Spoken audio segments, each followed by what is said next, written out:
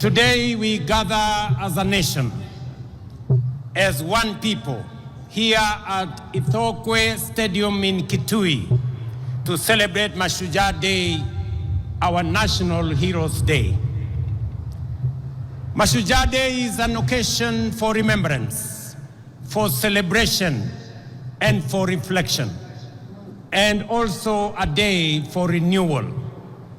As you all know, yesterday, we bid farewell to one of our country's most consequential and impactful sons, a towering statesman, a resolute patriot, and a quintessential hero, the Right Honorable Raila Amolo Odinga, our former Prime Minister. This is the man, the legend, and the Pan-Africanist to whom we dedicate this Mashujaa Day. It is for this reason, fellow citizens, in his solemn memory, that I invite us all to now stand and observe a moment of silence in honor and celebration of his remarkable life and service to our great country, our continent, and to humanity.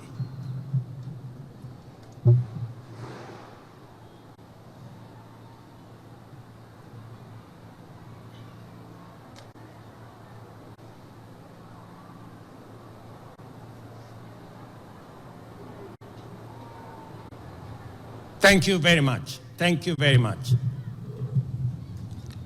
Sons and daughters of our motherland, Kenya, Raila Amolo Odinga aspired and labored for a Kenya that is free, that is fair, governed by the rule of law, and filled with limitless opportunity for all of us.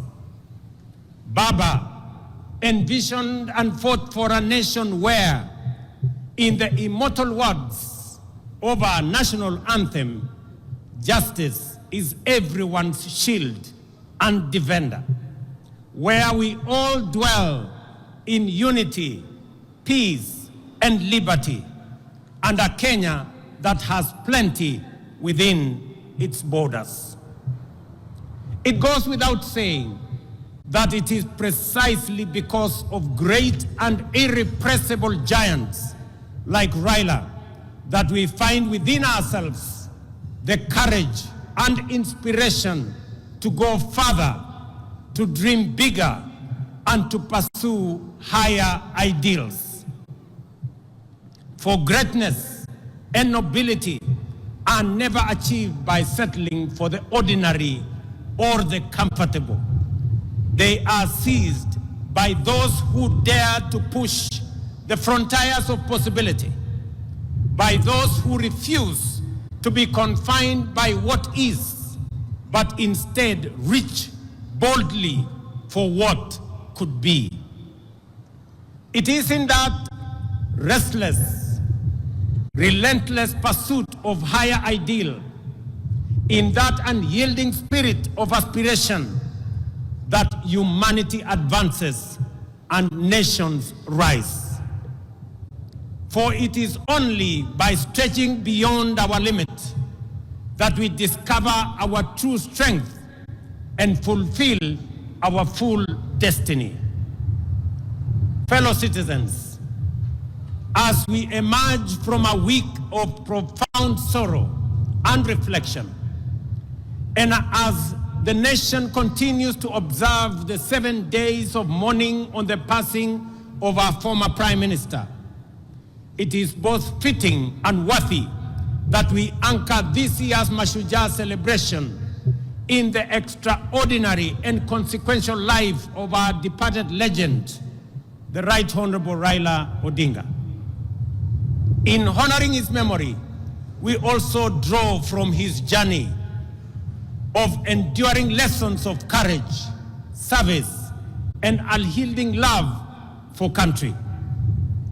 The first lesson that Baba taught us is to put country above self. Time and again, he reminded us that no disagreement is greater than our unity, no ambition more important than our peace, and no personal interest higher than the welfare of our nation. He famously declared that he would shake the hands of his rivals, whether he won or lost, because he loved Kenya more than he loved Raila Amolo Odinga. That was the measure of the greatness of a man. Early this year, when I invited him to address our cabinet retreat, Baba reiterated the need to ensure, above all else, that Kenya remains a stable and a secure nation. He reminded us that we may hold lofty visions and great ambition, that we may dream big, daring dreams, but without a country and a stable political environment, they would remain mere wishes. Perhaps more significantly, he told us that an imperfect nation striving for perfection is far better than one that is consumed by chaos and anarchy. And he could readily point to countries in our region that were once stable, but later descended into turmoil and disorder, and decades on, they are yet to regain their stability. There are people still enduring untold suffering and loss. This is the critical lesson that those who criticized and faulted Baba for working with us to stabilize the nation forget or refuse to acknowledge, or they just simply don't care. When some saw the opportunity to bring down their competitors, even if it meant bringing down the country, Baba chose the stability of Kenya. For Agwambo, the specter of a failed state was too grave to contemplate. He understood that leadership is not about personal pride, but about preserving the republic. Not about victory in politics, but about preserving the stability of the nation we love, Kenya. Second, fellow citizens, Raila's love for Kenya was deep, steadfast, and unconditional. He once told us that if he were to die and God asked him where he would wish to be born again, he would say without hesitation, "Take me back to Kenya." Such was the depth of his devotion to our beloved nation. He knew that Kenya, like all nations, was not perfect, that nation building was work in progress, that it is only renewed with every generation. He understood that we are an imperfect people, always striving towards a more perfect union. Yet even in our flaws, he saw magic and beauty. In our struggles, he discerned promise, and in our contradictions, he could pick out hope and unity. To Raila, there was no place on earth more worthy of devotion, no people more deserving of faith, and no dream more noble than the Kenyan dream. Thirdly, Baba's life was an example of always choosing and closing ranks for the common good. When our nation faced turbulence last year, for example, I reached out across the political divide. Baba was the first to come to the table to help steady the ship of state, leading to the formation of the broad-based government that has since stabilized our economy and our nation. That is what heroes do. When the stakes are high, they rise above partisanship and put the country first. Even during the last election campaigns, when fate placed us once again on opposite sides of the political divide, Baba spoke words that will echo through generations. He said, and I quote, "I have been to the mountaintop. I have seen the glory land. I may not get there with you, but together we will get there." End of quote. In those words lay the essence of his leadership: selfless, visionary, and anchored in faith that Kenya's destiny transcends any individual. He reminded us that collaboration, even with rivals, is not an act of political convenience, but a sacred pact with posterity. For Baba, it was never about him becoming president. It was about Kenya having a good president, and Kenya moving from a third world status to a first world status in a short time as possible, so that we as a people and as a nation can realize our true potential. The glory land that he saw at the mountaintop is the better, the greater, and the more perfect union for which we must now, on this Mashujaa Day, dedicate ourselves anew.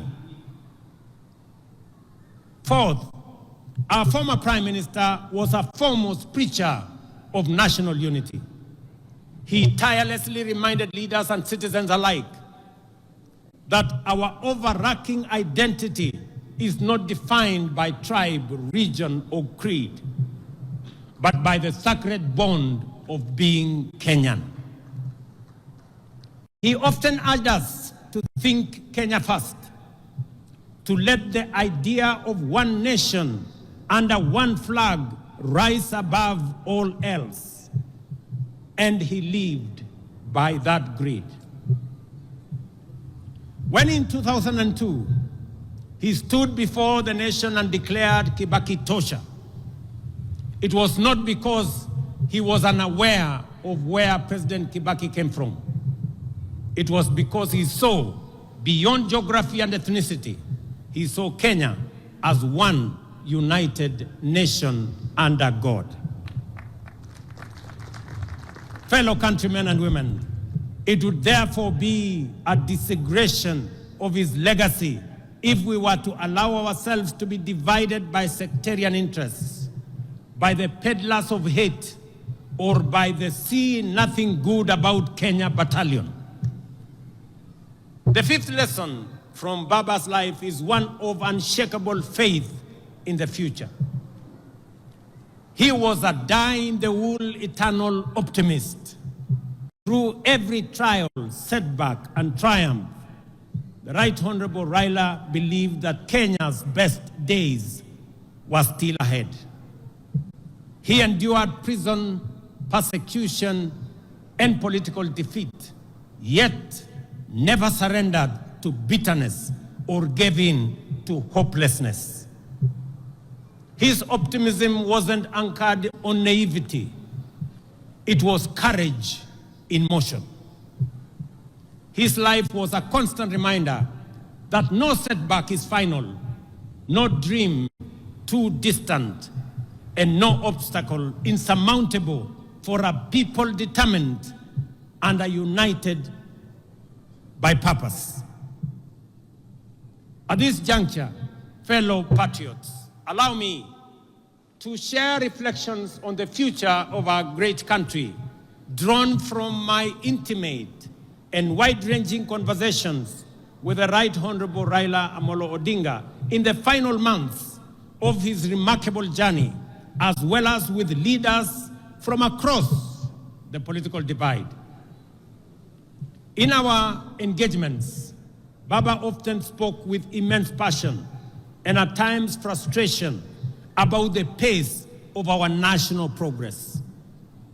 He would often wonder why nations like South Korea, Singapore, or Malaysia, which were once at par with Kenya just a few decades ago, had leapt forward to first world status while we still grapple with the basics. In those moments of honesty and deep introspection, we came to a shared conclusion that the true driver of national development is leadership. And I repeat, is leadership. Not leadership focused on the next election, but leadership that aspires to impact the next generation. Leadership that dares to dream beyond its time and even its capacity.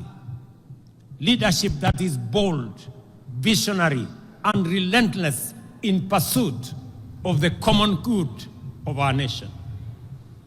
And we agreed that if Kenya is to attain first world status within our lifetime, as it must, we should set for ourselves daring, audacious goals and pursue them with unwavering focus. It is in this very conviction, ladies and gentlemen, that has guided my engagements with leaders and stakeholders from across the political divide. I have consulted with my former boss, the fourth president of Kenya, His Excellency Uhuru Kenyatta. I have held discussions with majority of members of parliament, and they are here. I have consulted with many governors and grassroots leaders from every corner of the nation. And I will continue to engage because Kenya's progress must never be a partisan pursuit. It is a national inclusive mission. Through these deliberations, I have arrived at a clear conclusion that although we have made commendable progress in stabilizing the nation over the last 3 years, the time has come to take the country to the next level. And to do so, we must act decisively on at least 3 national priorities. Our first priority is food security.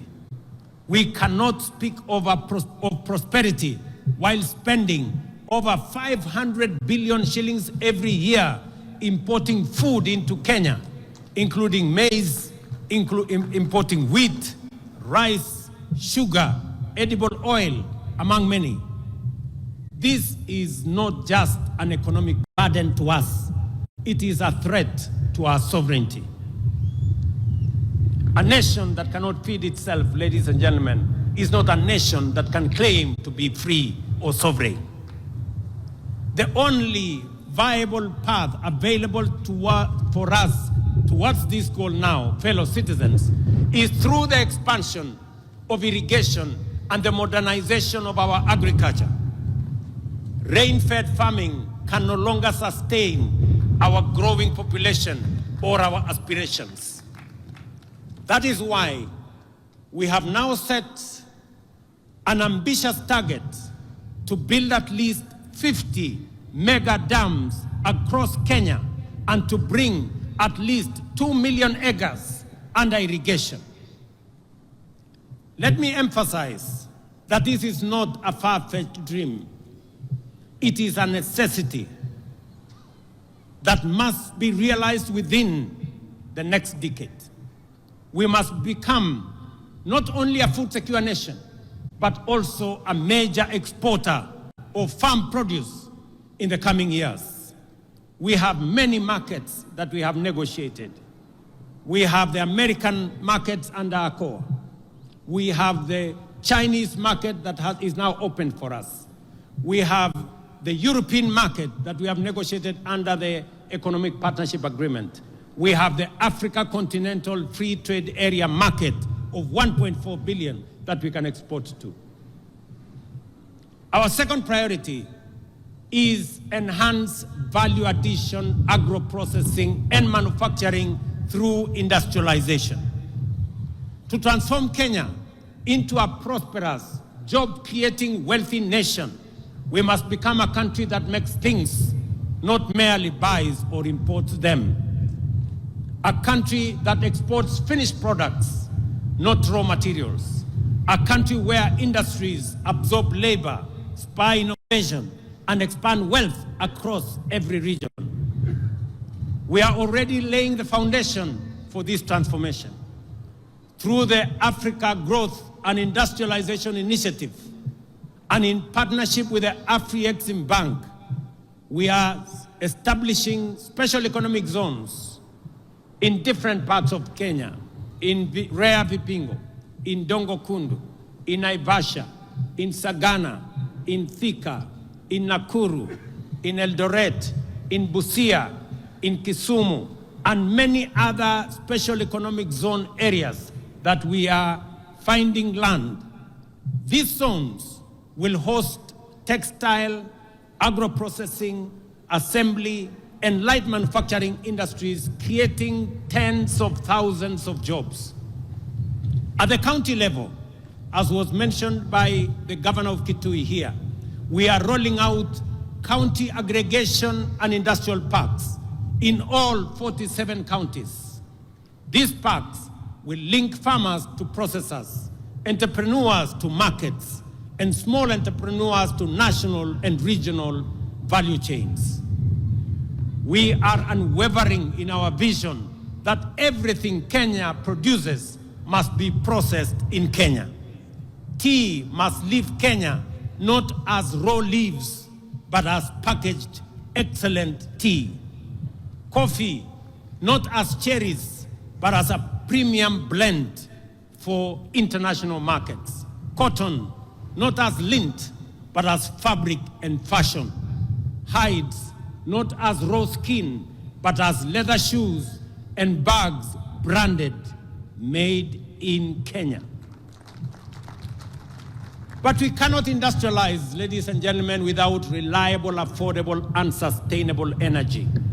That is why we have set our sights on expanding Kenya's energy generation capacity from the current 2,300 megawatts to at least 10,000 megawatts within the next decade. As a former Minister for Energy, Raila Odinga was a strong advocate for the rapid expansion of our energy capacity through multiple sources, including hydro, geothermal, solar, wind, and also energy. Just for the record, already a lot of research is going on the development of the first nuclear energy plant in Kenya, in Siaya County. With abundant energy, we shall power factories, light every home, and drive Kenya to become the industrial hub of East Africa and the continent. Our third critical area of focus is infrastructure development. Again, Baba, who also served as a Minister for Roads and Public Works and Housing under the late President Kibaki, often reminded me that no economy can flourish without world-class infrastructure.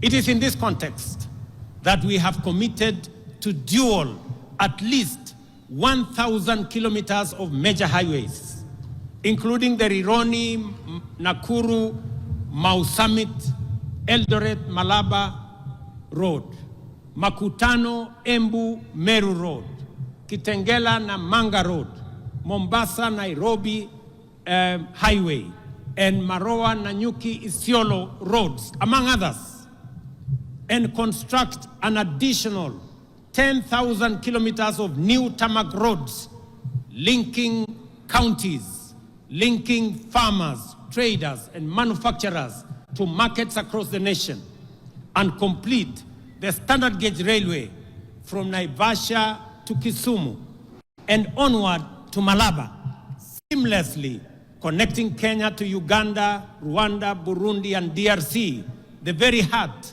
of the Africa Continental Free Trade Area dream. Fellow citizens, to some, these projects may seem too ambitious, perhaps even out of reach. But this is precisely where bold, visionary, and heroic leadership comes into play, the kind that Raila Odinga embodied. It is the reason that on this Mashujaa Day, in recognition of his extraordinary contribution and enduring legacy, the government and the people of Kenya inscribe Raila Odinga's name among the foremost of our heroes under the public seal of the Republic of Kenya. On behalf of a grateful nation and through the authority vested in me as president, I have today posthumously conferred upon the Right Honorable Raila Odinga the highest honor of the Republic, the Chief of the Order of the Golden Heart of Kenya.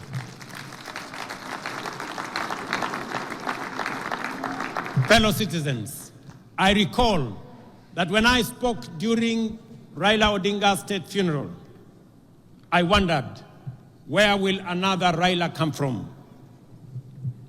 The truth is, there will forever be only one Raila Amolo Odinga, a single spirit, a towering patriot, and a hero for ages. But if we, the people he so deeply loved and served, choose to live by the lessons he taught us, to love Kenya more than we love ourselves, to put unity above division, to aspire for greater, and to serve with courage and conviction, then we can become a great nation of 50 million heroes. And in doing so, Kenya will rise from the heights once thought unimaginable within our generation. That, fellow patriots, is our noble challenge on this Mashujaa Day. Kabla sijamaliza hotuba yangu, ndugu wananchi wa Kitui na Kenya, kwanza mimi nataka niwashukuru sana wananchi wa Kitui kwa sababu mmekuja kwa wingi sana. Tuko na halaiki ya watu wengi sana hapa Kitui leo, na mmekuja hapa kuunganisha na kuungana na ndugu zenu wananchi wa taifa letu la Kenya. Leo Kenya mzima inajulikana, sherehe ya Mashujaa inafanyika katika mji wa Kitui. Wana Kitui, watu wa Kitui, asanteni sana kwa kuwa wenyeji na kwa kutusaidia in hosting this great day as we celebrate Kenyan heroes. Kutoka kwangu na serikali nzima la taifa la Kenya, na waambia watu wa Kitui, asanteni sana. Nyinyi pia kwa kufanya tendo hili la kuunganisha Kenya, nyinyi pia watu wa Kitui, na wapigia salute kama mashujaa wa taifa letu la Kenya. Nyinyi mnajua nilikuwa na mpango ya kutembea hapa Kitui kwa shughuli ya mambo ya maendeleo ya taifa letu, hasa mambo ya maendeleo ya Kitui County. Ilikuwa nije hapa Wednesday, na nikuwe hapa tena Ijumaa, na nikuwe tena hapa kesho na kesho kutwa.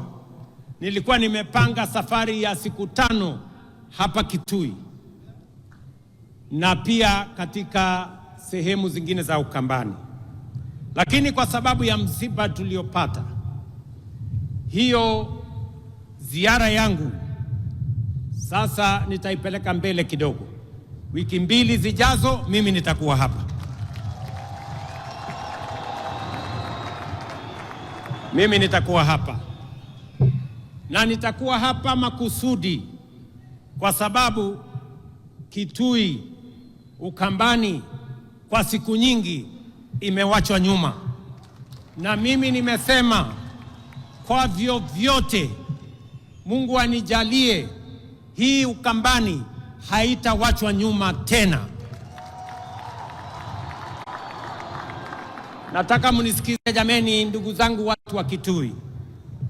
Sisi ni wananchi wa taifa moja. Sisi ni wananchi wa nchi moja, taifa letu la Kenya. Siasa ya zamani ya ubaguzi, siasa ya migawanyiko na chuki na ukabila ndio imetuletea hasara ya sehemu zingine za Kenya kuachwa nyuma kwa sababu ya siasa duni ya kubagua wananchi wengine.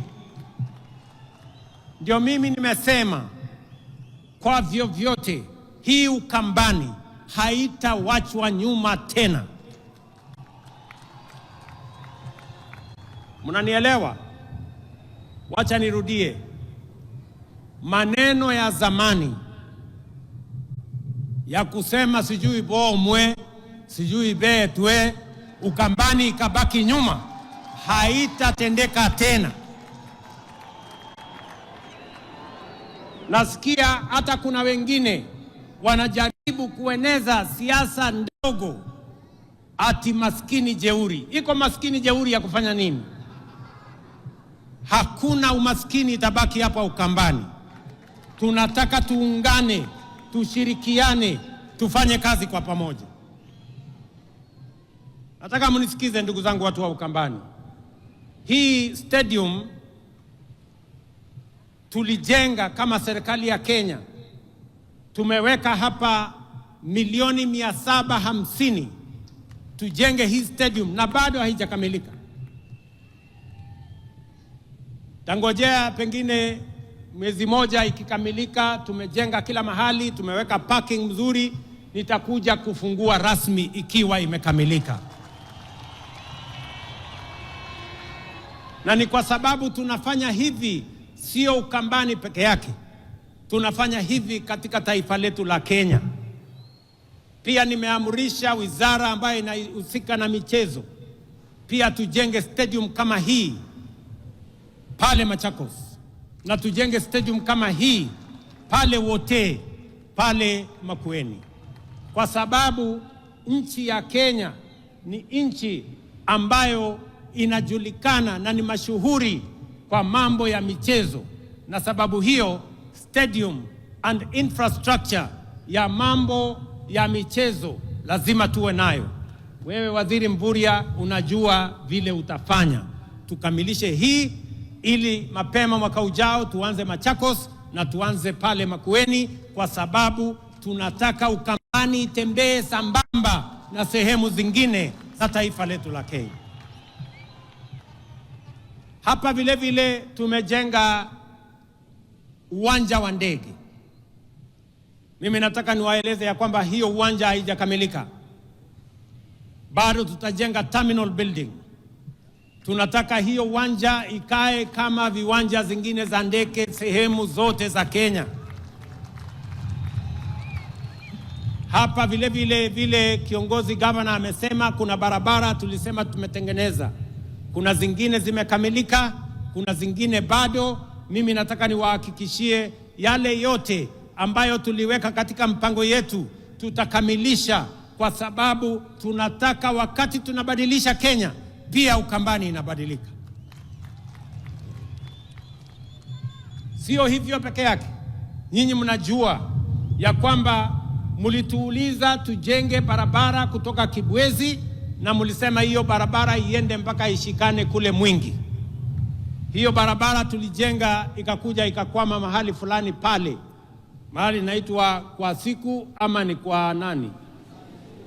Kwa siku hapo.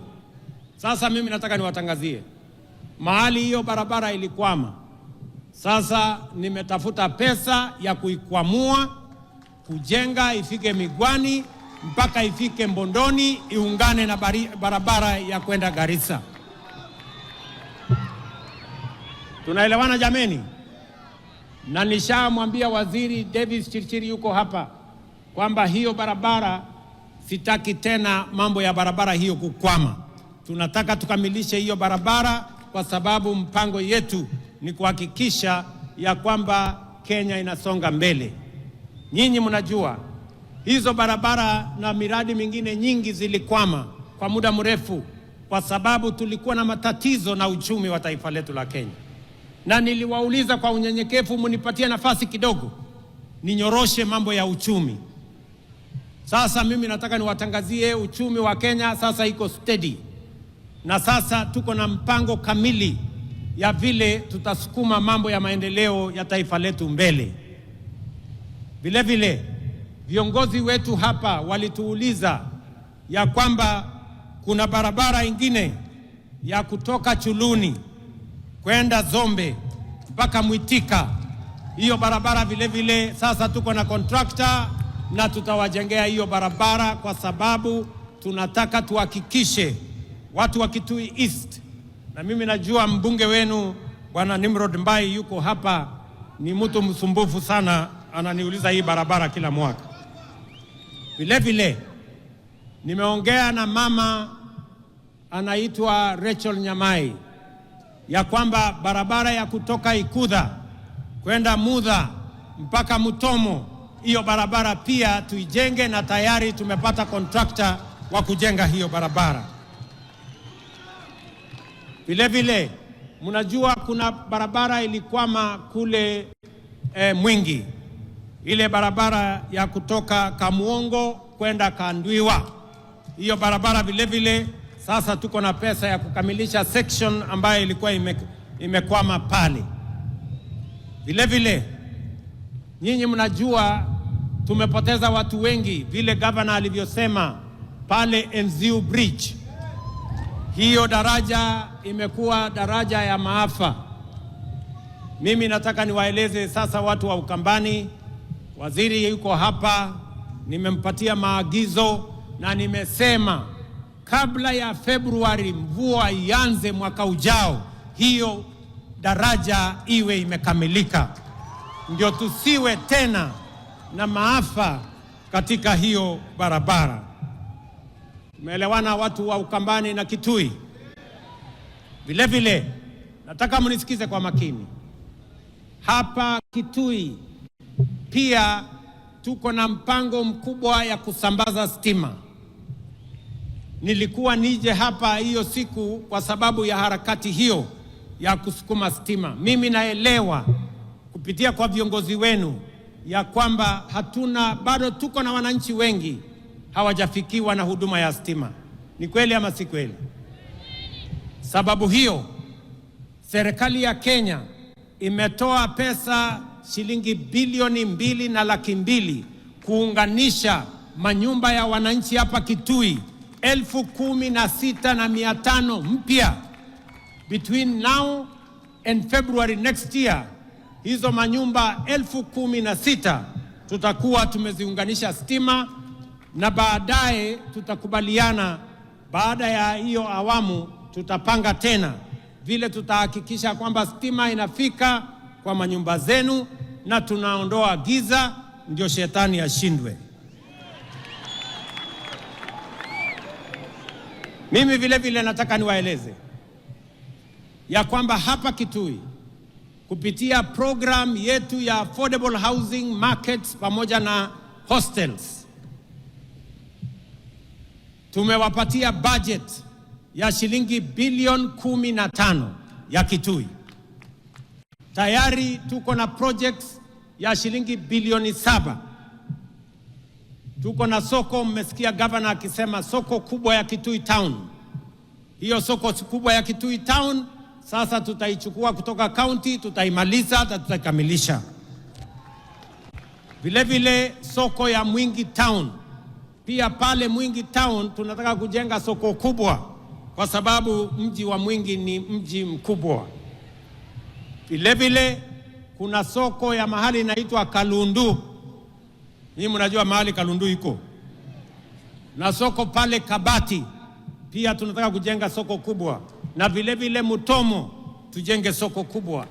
Alafu tuko na soko zingine 10 katika sehemu mbalimbali. Soko yote tunajenga hapa Kitui ni soko 14 mpya ambayo itasaidia wakulima wetu waweze kupata mahali ya kupeleka mazao yao isiharibike tuwe na storage, tuwe na cold room, tuwe na mahali ya kuuza, mahali kuna heshima, mahali kuna maji, mahali kuna stima, na mahali wale wote wanaofanya hiyo biashara wanaweza kuendesha biashara hiyo bila ya matatizo yeyote.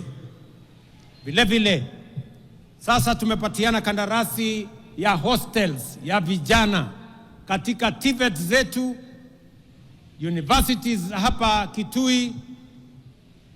Wanafunzi 5,600 watafaidika kutoka hostels ambazo tumetangaza kandarasi na tutajenga in the next 1 year ziwe zimekuwa complete. Mimi naelewa vile vile kwamba hapa Kitui tuko na shida ya mambo ya maji. Kweli si kweli?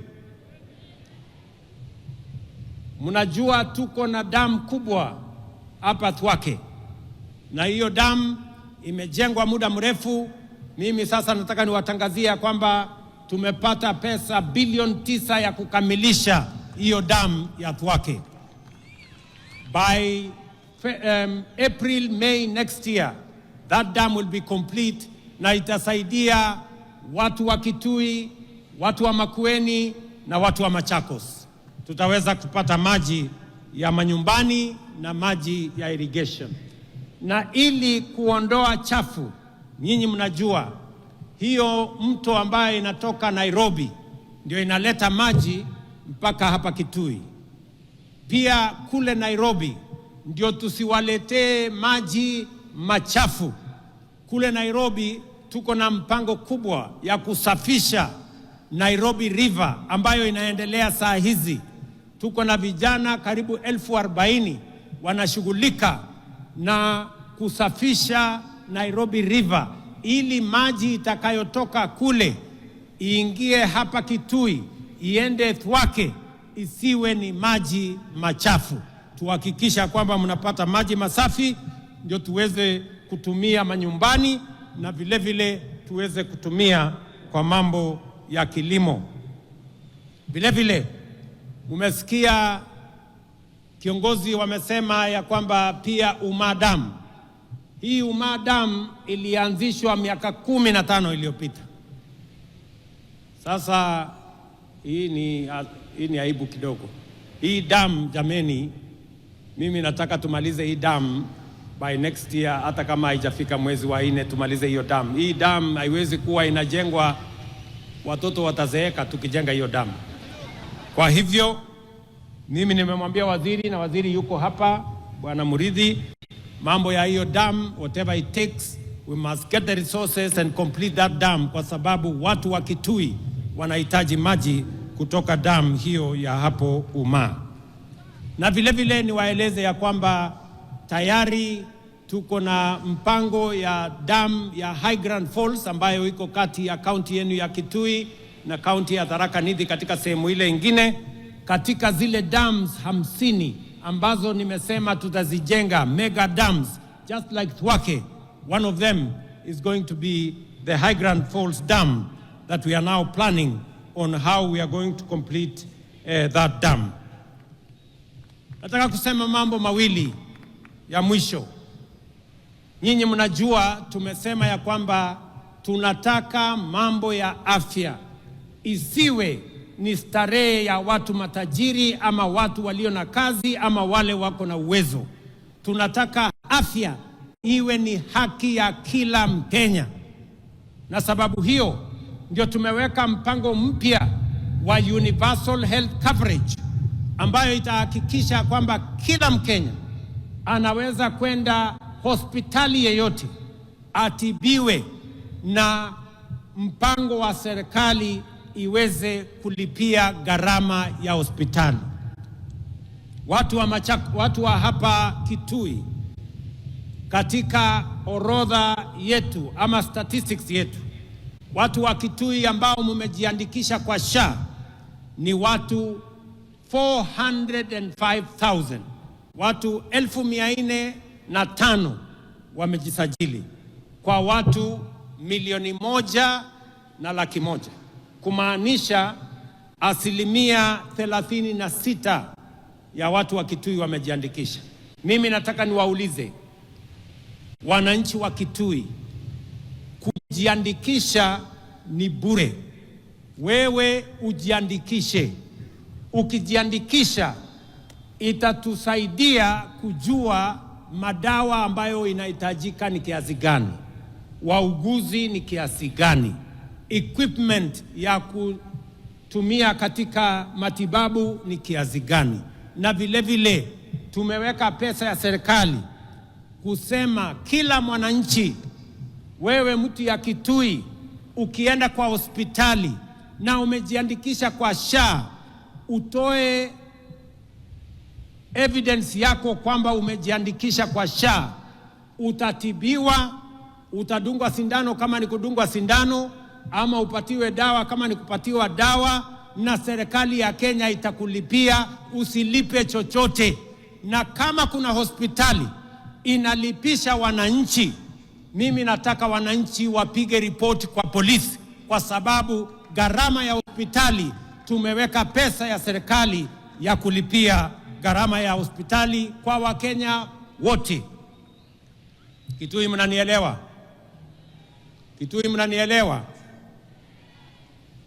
Mimi vile vile nataka nitangaze nikiwa hapa Kitui leo kwamba katika mpango wetu wa kupanga ajira na usaidizi wa vijana wa Kenya, tukishirikiana na benki ya kimataifa ama World Bank, tuko na pesa shilingi bilioni 20 ya vijana wa taifa letu la Kenya. Na katika hiyo mpango tunataka vijana 800,000 ili tuwajumuishe katika mipango tofauti tofauti. Tumewaambia vijana wa Kenya wajiandikishe pale katika mtandao *254#. Hapo ujiandikishe, utakuta mahali imeandikwa hapo nyota, uingie hapo ndani ujiandikishe. Number 1, kama wewe ni kijana, haujaenda shule, hauna kosi yeyote umefanya, tunatafuta vijana 90,000 ya kuwapeleka katika courses tofauti tofauti kwa gharama ya serikali ya Kenya. Hautalipa chochote, lakini tutakupeleka college na utapata vile unaweza kujisimamia ukiwa sasa umepata course ama umepata ufundi wa aina tofauti tofauti. Ya pili, tunatafuta pia vijana wale ambao mnafanya kazi, mko na skill, wewe ni fundi lakini hauna makaratasi ya kutambua ya kwamba wewe ni fundi.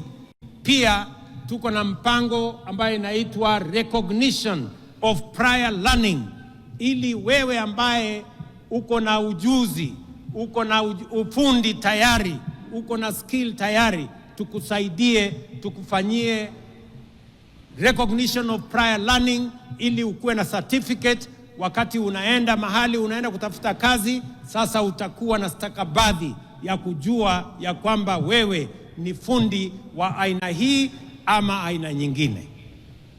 Ya tatu, pia tunatafuta vijana wenye biashara ndogo ndogo.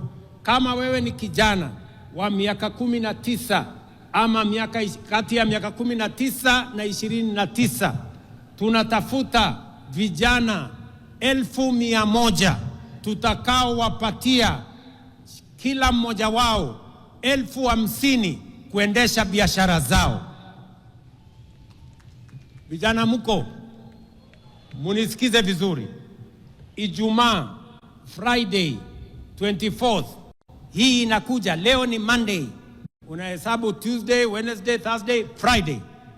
Katika kila constituency tunafanya verification ya vijana ambao wako na biashara, ili tuwasaidie na pesa muweze kuinua biashara zenu, ili mchangie katika kuzalisha uchumi wa Kenya. Ndio sote tuungane tufukuze umaskini katika taifa letu la Kenya. So on Friday there will be verification in every constituency in Kenya, the 290 constituencies. There will be verification of the young people who will then benefit from resources that will help them grow their businesses. And I am asking that in this verification, we are looking for 100,000 young people so that we can give each one of them 50,000 shillings for them to enhance their businesses wherever they will be. And I want to ask all leaders, viongozi wetu, magavana, wabunge, MCAs, tusaidiane ili vijana ambao wanafaa kupatiwa hizi pesa tuwatambulishe, ndio tuinue hali ya uchumi ya vijana wetu, wakati tunazidi na kupanga vile vijana wetu wote watajumuika aidha kwa biashara ama kwa kazi, ndio tuweze kusukuma taifa letu la Kenya mbele. Mwisho, na mimi nataka niseme tutaanza disbursement ya hiyo pesa tarehe 4 mwezi ujao. In another 2 weeks, we will now start the disbursement of the money to the youth that will have been identified beginning 4th of next month, 4th of November, in the coming 2 weeks, so that we can run that program and see how many young people can benefit from that program. Hapa Ukambani, mimi najua kilimo yenu kubwa ni mambo ya pulses, cowpeas, na ile peas zingine zote pamoja na ndengu, na vile vile matunda, oranges, pamoja na mangoes. Na nishaongea na viongozi wa sehemu hii, gavana wenu Malombe nishaongea na yeye, anajua we spoke sometime last year on a comprehensive plan of making sure that those agricultural products that can be manufactured from this region are elevated and become part of our bottom-up economic transformation plan to make sure that every part of Kenya, kama tunasaidia wengine kwa mambo ya kahawa na chai na sukari na mahindi na ngano, hapa Ukambani vile vile tunaweza kuwainua kwa yale mimea ambayo yanazalishwa katika sehemu hii. Ndugu watu wa Kitui, mimi nataka nimalizie kwa kuwauliza jameni, na wauliza ninyi watu wa Kitui, nikiwauliza ndugu zetu wote wa taifa letu la Kenya, imefika wakati katika taifa letu la Kenya, vile nimesema, tuwache kuagiza vyakula kutoka nje. Inawezekana tuzalishe chakula ya kutosha Kenya. Tunatumia zaidi ya bilioni 500 kila mwaka kuagiza chakula kutoka nje, na ndio nimesema ili tuweze kuhakikisha kwamba tunazalisha chakula ya kutosha, ili tuweze kuwa na products ambazo tutatumia katika masoko ile ambayo tumepata, ni lazima sasa tuwe na pesa ya kutengeneza dams ama mabwawa ya maji 50, yale yanaitwa mega dams, ndio tuweze kuzalisha chakula kutokana na kunyunyiza maji mashamba yetu, because all indications are that we are slowly exhausting land that we can generate food from rain-fed agriculture. That is why we need to build 50 mega dams, even if it will cost us between 900 billion and 1 trillion shillings. That money we can raise here in Kenya. We need to generate more energy. We cannot industrialize. We cannot be a manufacturing country if we have only 2,300 megawatts of energy. We need to generate, at the minimum, 10,000 megawatts so that we can power our industries. We can power our agro-processing and value addition and create products that we are going to export to the markets that we have already negotiated. And thirdly, we must build infrastructure. The late Raila Odinga told us you cannot be a progressive first world country without first world infrastructure. We need to do more roads. That's why I've said we need to do 10,000 kilometers of tarmac. We need to do more dualing of roads. We need to do our airports. we need to do infrastructure that is going to support the progress and the prosperity of our nation. I want to ask us, I am asking leaders here in Ukambani, I am asking leaders, members of parliament from across Kenya, governors from across Kenya, I am asking political leaders from across Kenya that we hem in together, we rally together and lift this nation. Kenya is ripe for transitioning from a third world country to a first world country because we have what it takes and we have the resources that will lift this country forward. We will be moving to Parliament for us to set up the National Infrastructure Fund, a fund that is going to be funded from our taxes, from proceeds, from privatization, and from other development partners, so that we have a dedicated fund that is going to drive our energy generation, the construction of the dams, the construction of infrastructure, the same way other countries have done. And together with that, we are also going to set up a fund that is going to look after our future. We are going to set up a fund that is going to preserve wealth for the next generation of Kenyans, so that everything we generate today, we don't consume today. And I want to ask leaders from across Kenya that together, united, we can lift this country to the next level. I want to ask all our political leaders, there is time for everything. Jomo Kenyatta told us, as we celebrate the heroes of today, we must be architects of the future. And together, we can design a better future for our nation. Ndugu watu wa Kitui, sijui kama tumekubaliana tutatembea pamoja ama mnasemaje Kitui?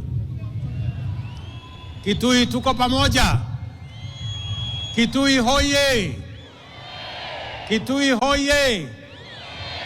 Mnasema tutembee pamoja? Mnasema tuungane kama Wakenya? Pamoja. Tuache ukabila. Tuache chuki. Tuache migawanyiko. Tuungane. Wangapi wanasema tuungane jameni, watu wa Ukambani na watu wa Kitui? Asanteni sana. Ninawapenda sana. Nawatakia baraka ya Mungu. Thank you very much and God bless you.